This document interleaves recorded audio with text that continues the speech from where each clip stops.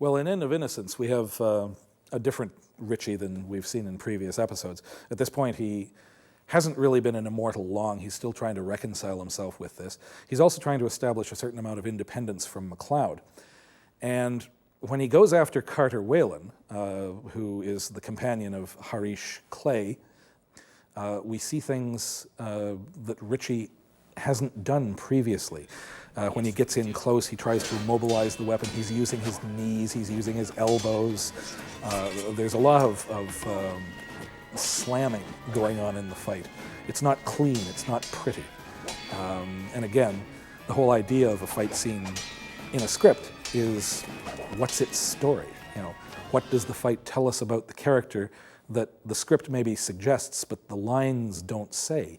The fight scene is always a way of the character exploring new venues and new inroads to the character and showing things that we haven't seen before. So it's not a particularly pleasant aspect about the character of Richie. He's basically attacking somebody to sort of establish his own territory, establish his own limits to his own ability. You know, he's testing himself as well as the other immortal.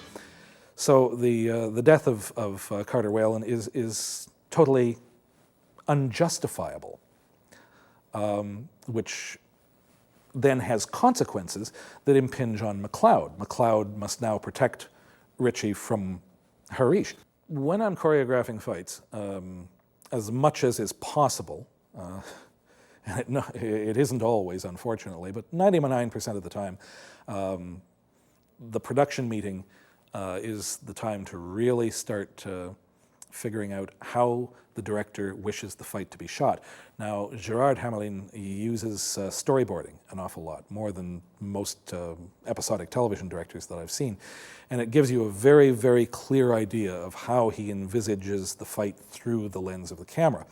In this particular instance, he wanted one section of the fight to be a long tracking shot. So we had this immense dolly shot set up. And of course now, this basically means that that entire portion of the fight has got to be shot as essentially a master. You really can't cut it, otherwise what's the point of doing a long tracking shot? So it puts certain demands on the actors. They have to be able to sustain a long piece of action at a certain speed with, you know, both drama and safety. Riel Andrews, who was playing Harish Clay, did an extremely good job of it. Also, we were using a completely different fighting style than previous episodes, again because of the cultural background of the character. He's Moorish. He is using a very curved scimitar. So we were able to, do a lot more interesting things. Again, the character of McLeod in this particular fight is simply trying to protect Richie and, of course, protect himself in the fight. It's not a fight about hate. It's a fight about the character of Harish needs some kind of retribution for the death of Carter Whalen. And if he can't get it from Richie, he'll get it from McLeod. But he doesn't hate McLeod for it. It's just necessary. I don't have him. I will now take it out on you. After all, you are his mentor. And it's in some cases, in the fight, there is a fair bit of honor going on.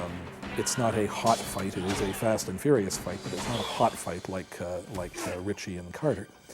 So it was, I would hesitate to say more beautiful, but the differences in fighting styles and the differences in the level of the expertise of the characters made it a more complex fight. And the way that we shot it also, especially with that long tracking shot, made it a more open and presentational fight than the one with Richie and Carter.